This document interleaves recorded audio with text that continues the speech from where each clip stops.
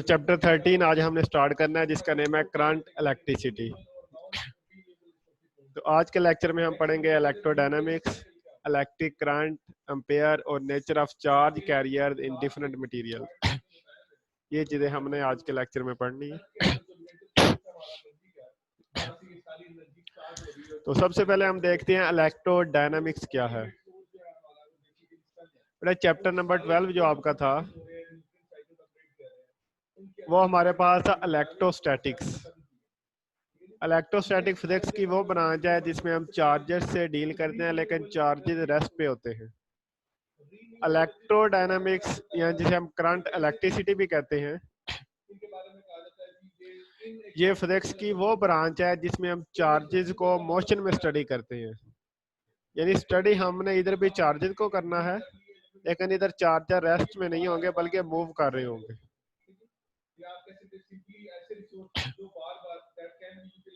ठीक है। तो इलेक्ट्रोडायनामिक्स और current electricity is the branch of physics which deals with study of moving charges through the conductors. Electrodynamics physics की वो branch है जिसमें हम चार्जेस को मोशन में स्टडी करेंगे, यानी चार्ज मूव कर रहे होते हैं। आपने करंट की डेफिनेशन पढ़ी होगी, time rate of flow of charges is called current. ठीक है। तो जब चार्ज मूव करते हैं तो हमारे पास करंट प्रोड्यूस होता है। तो इलेक्ट्रोडायनामिक्स की डेफिनेशन आपने याद रखनी है। उसके बाद इसकी एप्लीकेशन बेशुमार हैं जो आप जानते हैं। ठीक है। आपके घरों में जितने भी अशियाँ इलेक्ट्रॉनिक्स की वो सारी करंट से चल रही होती हैं। बल्ब है, आपके पास वॉशिंग मशीन है, आपके पास फैन है। ठीक है। तो ये आप बहुत सारी एप्लीकेशन इसकी जानते हैं। ठीक है। तो ये आपने एप्लीकेशन पढ़ लेनी है। सर जी जानते हैं। जी जी।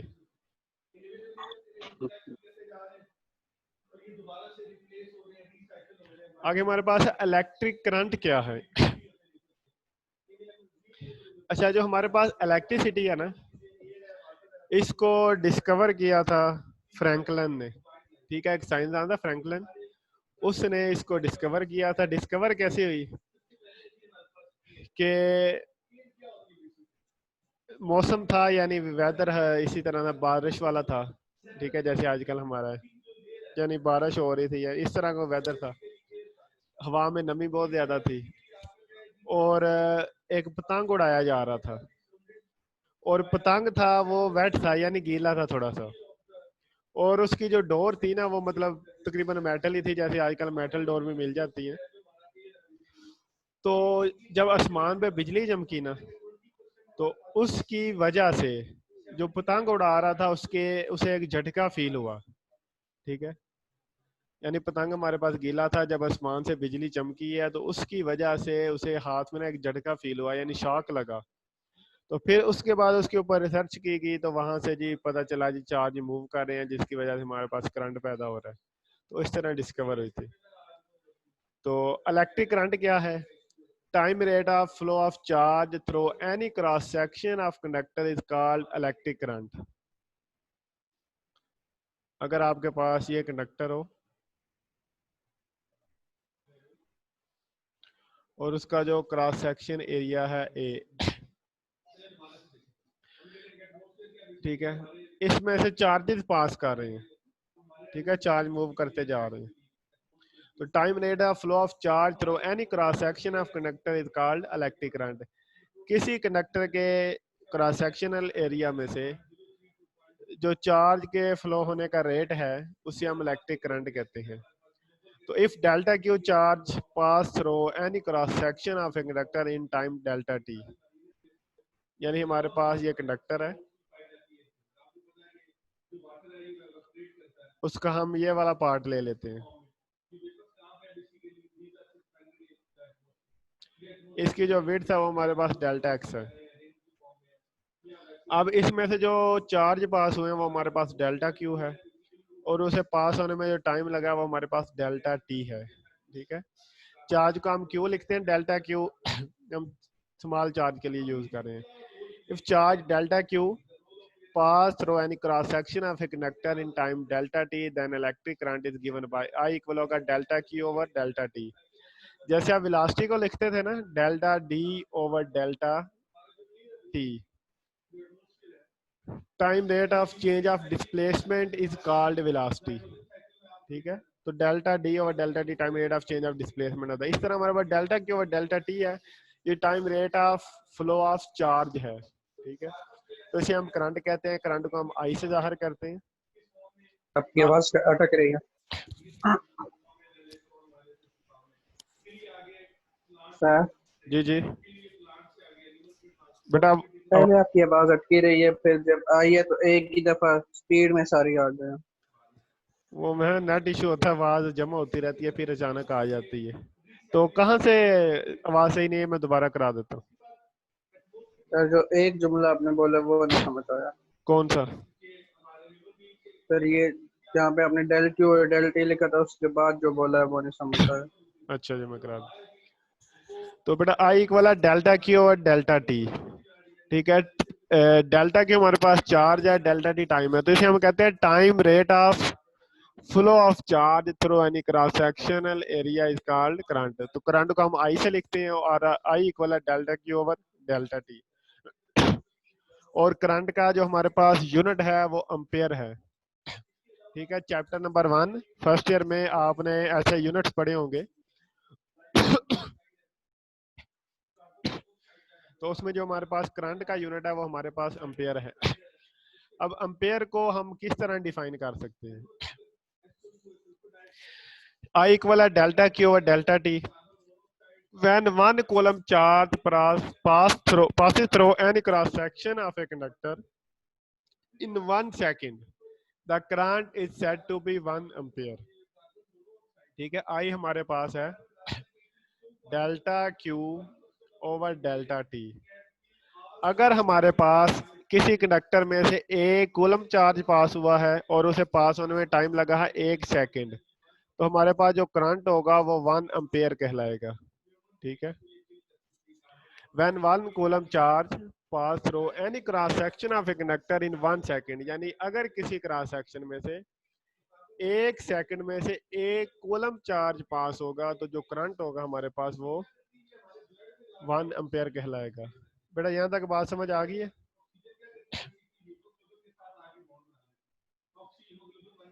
Yes sir. ठीक है, तो अभी तक हमने क्या पढ़ा है? सिर्फ इलेक्ट्रोडायनामिक्स की डेफिनेशन। ठीक है, फिजिक्स की वो ब्रांच है जो चार्जेस को मोशन में स्टडी करती है, उसकी एप्लीकेशन, और इलेक्ट्रिक करंट क्या है और एम्पेयर क्या है। आगे हमारे पास है nature of charge carriers in different materials. अच्छा, हम कह रहे हैं कि time rate of flow of charge is called current. ठीक है, चार्ज का फ्लो होने का जो रेट है उसे हम करंट कहते हैं। अब चार्ज फ्लो हो रहा है, चार्ज का जो कूलम है, लेकिन चार्ज कैसे फ्लो होगा उसके लिए हम कहते हैं चार्ज कैरियर, जो चार्ज को लेके जाएगा। जैसे हमारे पास एक इलेक्ट्रॉन हो,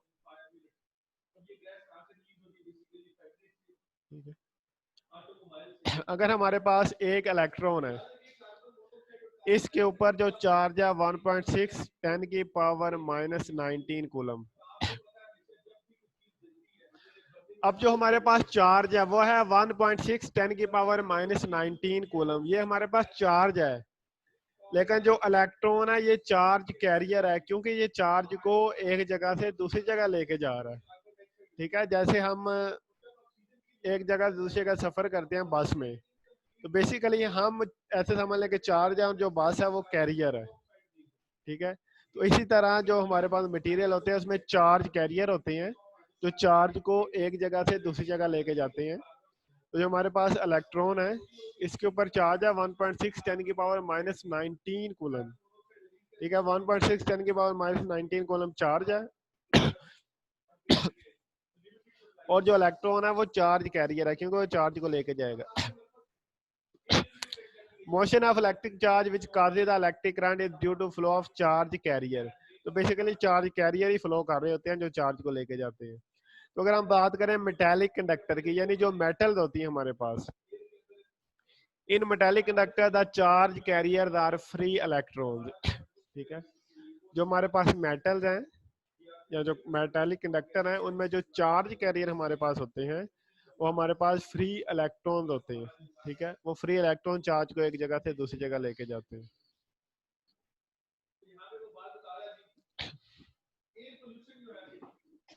इसकी समझ नहीं आई सर जी। किसकी? कि फ्री इलेक्ट्रॉन कैसे हैं?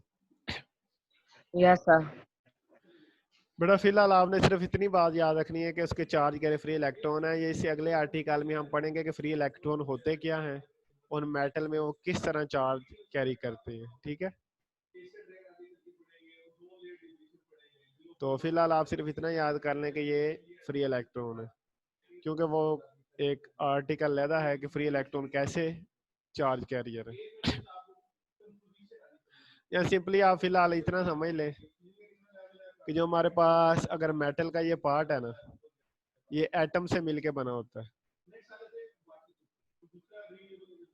ठीक है, और मेटल में जो एटम के वैलेंस इलेक्ट्रॉन होता है ना, वैलेंस शेल में जो इलेक्ट्रॉन होते हैं, यानी अगर आपके पास ये न्यूक्लियस है, ये आपके पास वैलेंस शेल है, उसमें जो इलेक्ट्रॉन है इन्हें हम फ्री इलेक्ट्रॉन कहते हैं, क्योंकि ये मेटल के अंदर मूव कर सकते हैं। ये एटम के साथ अटैच नहीं होते, बल्कि ये फ्री होते हैं कि मेटल के अंदर मूव करें। अगर हम ये मेटल का पार्ट लें, इस मेटल में बेशुमार एटम होंगे, अगर उन तमाम एटम के जो वैलेंस शेल के इलेक्ट्रॉन होंगे वो फ्री होंगे, वो इधर उधर मूव कर सकते हैं। ठीक है, इसलिए इन्हें हम कहते हैं फ्री इलेक्ट्रॉन। बेटा बात समझ आ गई है?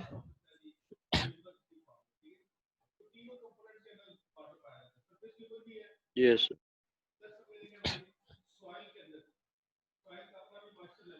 उसके बाद हमारे पास है इलेक्ट्रोलाइट्स।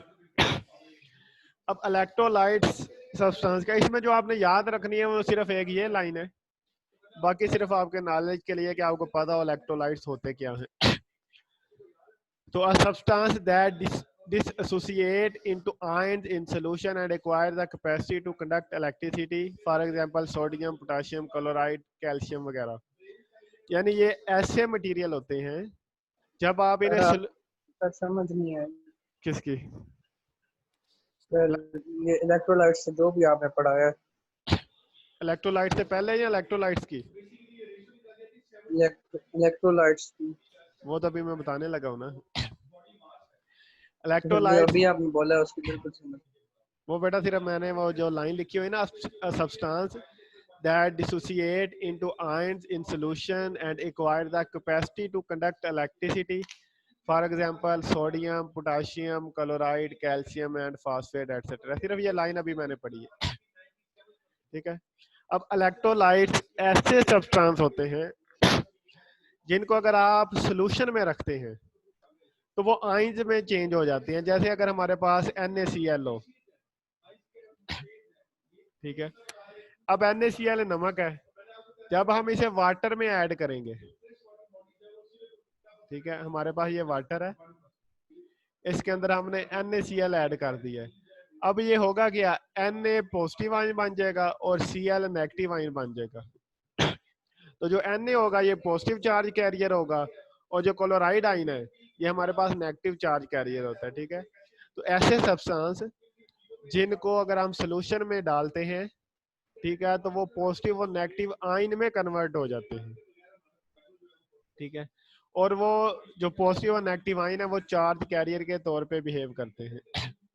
अब इसमें ये लाइन आपने याद रखनी है, in electrolytes the charge carrier are positive and negative charge ion. यानी पॉजिटिव और नेगेटिव जो चार्ज हैं, जैसे NaCl के केस में Na हमारे पास पॉजिटिव चार्ज था और Cl हमारे पास नेगेटिव चार्ज था, तो ये हमारे पास चार्ज कैरियर था। बड़ा बात समझ आ गई है?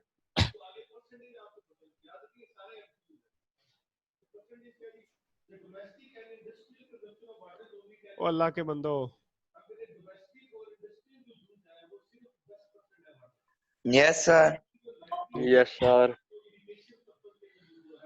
तो यानी हमारे पास ऐसे सब्सटेंस हैं जिन्हें हम सोल्यूशन में अगर रखें या लिक्विड में रखें तो वो पॉजिटिव और नेगेटिव आयन बन जाते हैं। तो वो चार्ज कैरियर के तौर पे बिहेव करते हैं।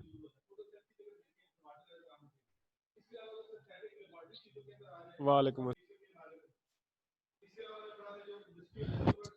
तो electrolyte water is infused with electrically charge mineral such as sodium, potassium, calcium.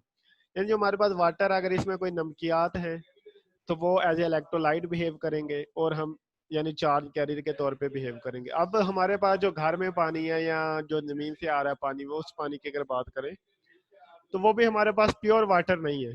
ठीक है, वो प्योर वाटर नहीं है। जब वो प्योर वाटर नहीं है तो उसमें कुछ ना कुछ नमकियात शामिल होते हैं, जैसे कोई सोडियम क्लोराइड हो सकता है, बाकी बहुत सारे नमकियात होते हैं जो पानी में मौजूद होते हैं। और समुंदर का जो पानी है उसमें बेशुमार नमकियात होते हैं।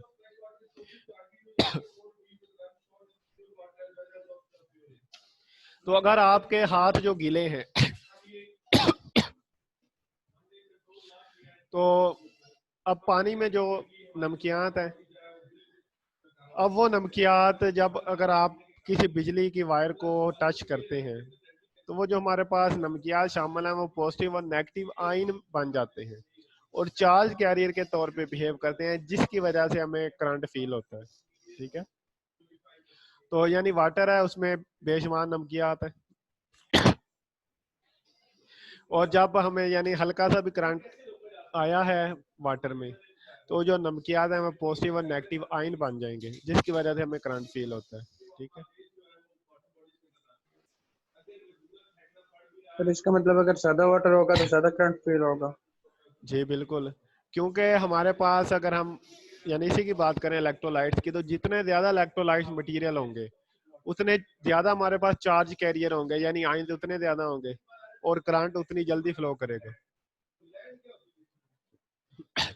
अगर आप तजर्बा करना चाहें तो अगर पानी में आपने ज्यादा नमक डाल दिया, उसको हल कर दें, उसकी वजह से करंट आपको बड़ी जल्दी फील होगा और ज्यादा फील होगा क्योंकि उसमें आयन बढ़ गए हैं।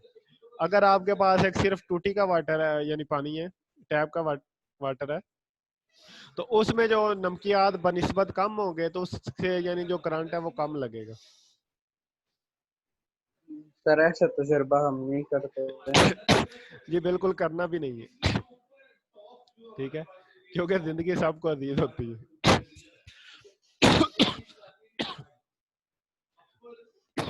अच्छा, जो इलेक्ट्रोलाइट्स है ना हमारे पास,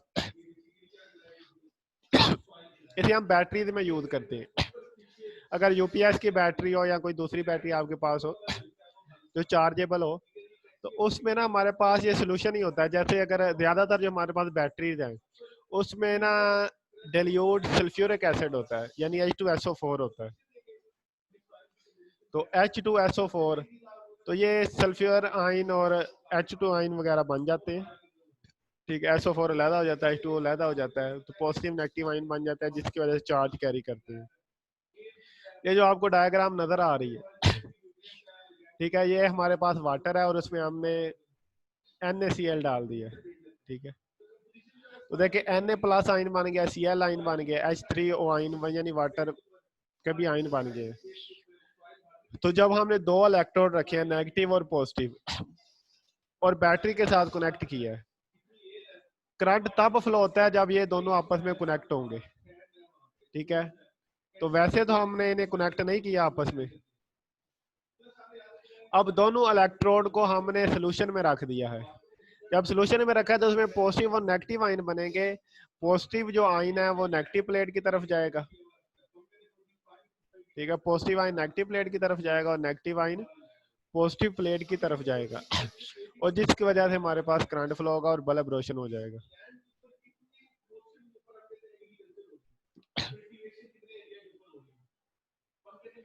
उसके बाद हमारे पास है गैसेज में। In gases the charge carriers are free electrons and ions. जो हमारे पास गैसेज होती हैं उसमें जो चार्ज कैरियर होते हैं ये हमारे पास फ्री इलेक्ट्रॉन और आयंस होते हैं। अच्छा, अब तो यानी ये ज्यादातर एलईडी आ गई हैं, लेकिन इससे पहले जो हमारे पास वाइट ट्यूब लाइट होती थी राड की तरह लंबी सी, उसके अंदर ना गैस होती थी। ठीक है, ज्यादातर उसमें मरकरी वेपर होते हैं या नियोन गैस भी हो सकती है। तो अगर हमारे पास जो ट्यूब है, ट्यूब लाइट जैसे हम कहते थे, अब इसके अंदर सारी गैस है। एक टर्मिनल उसका ये होता था दूसरा टर्मिनल उसका ये होता था।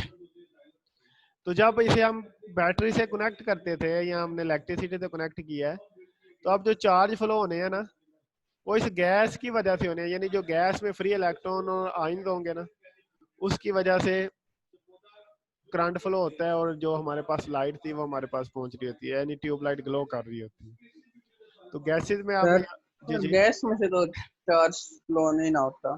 हो गैस में से चार्ज फ्लो होता है। देखिए गैस, अगर आप ऑक्सीजन गैस की बात करें, ऑक्सीजन गैस क्या है कि एटम ही नहीं है, ठीक है। सर फिर हमें करंट क्यों नहीं लगता? कैसे? ऑक्सीजन तो हमारे आसपास है ना। उसमें से क्यों नहीं लगता? क्योंकि एक खास अमाउंट होनी चाहिए चार्ज कैरियर की। अब फर्ज करें हम कह रहे हैं कि जब ऊपर जो हमारे पास बिजली के वायर जा रही है, अब उसमें से जो करंट है वो गैस में आ रहा है, लेकिन गैस के पास इतनी अमाउंट होनी चाहिए और वो उतनी दूर तक फ्लो भी कर सके। अच्छा, अगर आप जो हैवी वायर है हमारे पास, जैसे हमारे पास 11 केवी की वायर होती है जो मेन ग्रिड से आ रही होती है, ठीक है। अगर ये हमारे पास 11 केवी की वायर है ना,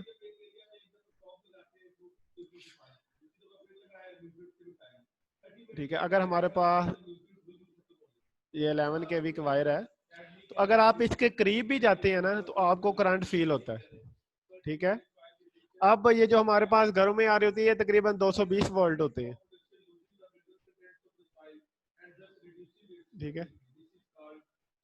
यस अब इसमें 220 वोल्ट होते हैं, ये बहुत कम, यानी उसकी निस्बत बहुत कम वोल्टेज है, ठीक है। और ये गैस को या जो हमारे पास एयर है इसको इतना ज्यादा करंट नहीं देते। लेकिन अब जो 11 केवी की वायर है, अगर हमारे पास जो उससे भी बड़ी वायर होती है जिसमें 32 केवी आ जाता है, ठीक है, जो बड़े खंभों पे जा रही होती है, ये जो टावर है हमारे पास, अगर आप देखें जो टावर होता है वो ऊपर होता है, अगर आप उसके नीचे भी खड़े हैं ना तो आपको करंट फील हो रहा होता है, ठीक है। क्योंकि उसमें करंट की अमाउंट वोल्टेज की अमाउंट बहुत ज्यादा है, और जो करंट फ्लो होता है ये वोल्टेज के डायरेक्टली प्रोपोर्शनल है, ठीक है। बात समझ आई है?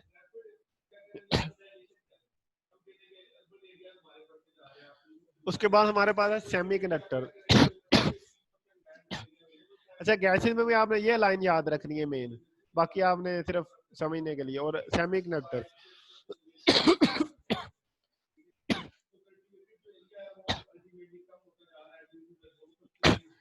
अब जो सेमीकंडक्टर होते हैं, सेमी का मतलब होता है हाफ, और कंडक्टर यानी हाफ कंडक्टर है, ये कैसे हैं? अब जो सेमीकंडक्टर है हमारे पास, इनकी जो कनेक्टिविटी है यानी करंट फ्लो करने की सलाहियत होती है, ये इंसुलेटर और कंडक्टर के दरमियान में होती है। इनकी जो करंट फ्लो करने की सलाहियत है ये इंसुलेटर से ज्यादा होती है और कंडक्टर से कम होती है। अगर हमारे पास टेम्परेचर कम है तो जो सेमीकंडक्टर होते हैं ये एज ए इंसुलेटर बिहेव करते हैं, यानी कोई करंट फ्लो नहीं होता। लेकिन जब टेम्परेचर बढ़ाते हैं तो ये एज ए कंडक्टर बिहेव करते हैं और करंट फ्लो कराते हैं, इसलिए इन्हें हम कहते हैं सेमीकंडक्टर। अब सेमीकंडक्टर प्योर मटेरियल भी हो सकता है, जैसे जर्मेनियम है, सिलिकॉन है, या कोई मिक्सचर भी हो सकता है, कंपाउंड भी हो सकता है, गैलियम आर्सेनाइड वगैरह, ठीक है। Semiconductors are materials which have a conductivity between conductors and non-conductor or insulator. Semiconductor can be pure elements such as silicon, germanium, or compounds such as gallium arsenide or cadmium selenide. तो semiconductor को हम detail से पढ़ेंगे chapter number 17 में। फिलहाल आपने सिर्फ इतना याद रखना है कि सेमीकंडक्टर की जो करंट फ्लो करने की सलाहियत होती है वो इंसुलेटर से ज्यादा होती है और कंडक्टर से कम होती है, इसलिए इन्हें हम कहते हैं सेमीकंडक्टर। और सेमीकंडक्टर में जो चार्ज कैरियर होते हैं हमारे पास फ्री इलेक्ट्रॉन और होल्स होते हैं। फ्री इलेक्ट्रॉन तो आप जानते हैं, होल क्या है? Absence of electron is called hole, ठीक है। यहाँ पे इलेक्ट्रॉन नहीं है, इलेक्ट्रॉन की कमी है, उसे हम कह देते हैं कि होल है, ये खाली जगह है, ठीक है। तो उसमें जो चार्ज कैरियर है वो फ्री इलेक्ट्रॉन और होल होते हैं। सर होल्स की वजह से ये कंडक्टर सेमीकंडक्टर बन जाता है, उसकी सलाहियत कम हो जाती है कंडक्ट करने की। नहीं नहीं, होल की वजह से कोई फर्क नहीं पड़ता इसे सलाहियत पे। सलाहियत को होता है टेम्परेचर की वजह से, ठीक है। क्योंकि अब अगर इलेक्ट्रॉन ने फ्लो करना है ना तो इलेक्ट्रॉन के पास इतनी एनर्जी होनी चाहिए कि वो एक जगह से दूसरी जगह या मेटल के अंदर या मटेरियल के अंदर फ्लो कर सके। तो जब टेम्परेचर कम होता है उसके पास एनर्जी कम होती है, जब टेम्परेचर ज्यादा होता है तो एनर्जी बढ़ती है, क्योंकि हमने पढ़ा temperature is directly proportional to kinetic energy. तो जब टेम्परेचर बढ़ता है काइनेटिक एनर्जी बढ़ती है, ठीक है, और उसकी वजह से वो करंट फ्लो कराते हैं। अब हमारे पास जो है ना नेचर ऑफ चार्ज कैरियर में, इसमें जो आपने मेन चीजें याद रखनी है कि चार्ज कैरियर क्या होता है, जो चार्ज को लेके आता है। मेटालिक कंडक्टर में चार्ज कैरियर फ्री इलेक्ट्रॉन होते हैं, इलेक्ट्रोलाइट्स में चार्ज कैरियर पॉजिटिव और नेगेटिव आयन होते हैं, गैसेस में फ्री इलेक्ट्रॉन और आयन्स होते हैं, और सेमीकंडक्टर में फ्री इलेक्ट्रॉन और होल्स होते हैं। ये 4 लाइन आपने याद रखनी है इसमें, ठीक है, बाकी आपने पढ़ लेना आपके नॉलेज के लिए, ठीक है। तो आज के लेक्चर में जो चीज़ें याद करने वाली हैं, इलेक्ट्रोडायनेमिक्स की डेफिनेशन, एप्लीकेशन आप लिख लेंगे, इलेक्ट्रिक करंट क्या है और एम्पियर क्या है, और नेचर ऑफ चार्ज कैरियर में आपने सिर्फ 4 लाइनें याद रखनी है कि मेटल कंडक्टर में फ्री इलेक्ट्रॉन होते हैं, इलेक्ट्रोलाइट्स में पॉजिटिव और नेगेटिव आयन होते हैं, गैसेस में फ्री इलेक्ट्रॉन और आयन्स होते हैं, और सेमीकंडक्टर में फ्री इलेक्ट्रॉन और होल्स होते हैं। ये बेटा किसी का कोई क्वेश्चन हो, कोई बात समझ नहीं आई तो पूछ ले।